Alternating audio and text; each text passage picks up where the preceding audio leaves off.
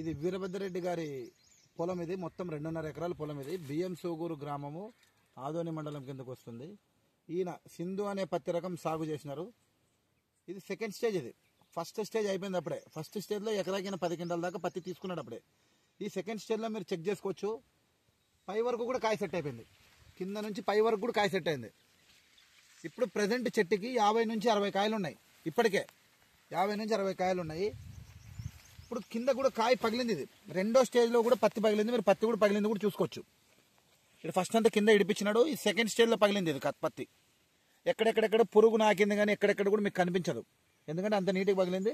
పురుగు అనేదే లేదు అసలు. ఇప్పటికి ప్రజెంట్ సిచ్యువేషన్లో అయితే పురుగు అనేదే లేదు. కాయ సైజు కూడా బాగుంది. 5.5 నుంచి 6 గ్రాముల దాకా కాయ సైజు కూడా ఉంది. జడకాపు కూడా ఉంది. మీరు చెక్ చేసుకోవచ్చు. జడకాపు కూడా ఉంది. ఒక్కో పంగకి 5 నుంచి 6 కాయలు ఈజీగా సెట్ అయినాయి. మీకు పై వరకు కూడా సెట్ అయింది. మొత్తం చేను మొత్తం ఇట్లే ఉంటుంది. మొత్తం ఎక్కడైనా చెక్ చేసుకోవచ్చు మీరు. చేను మొత్తం ఇట్లే ఉంటుంది.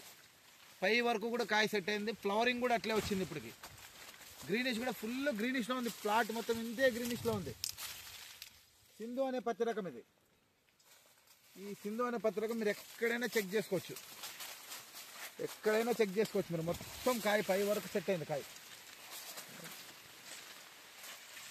పగిలింది కూడా అట్లే పగిలింది. ఇప్పుడు ఎక్కడైనా వేరే చేనులు చూస్తే కింద అసలు పగలక పురుగు నాకి చాలా ఇబ్బంది ఉంటుండే. కానీ సింధు అనే రకంలో మాత్రం ఎక్కడెక్కడ ఇబ్బంది కూడా లేదు. ఎక్కడ చూడండి, మీరే చూడండి. చేను మొత్తం కూడా ఇట్లే ఉంటుంది.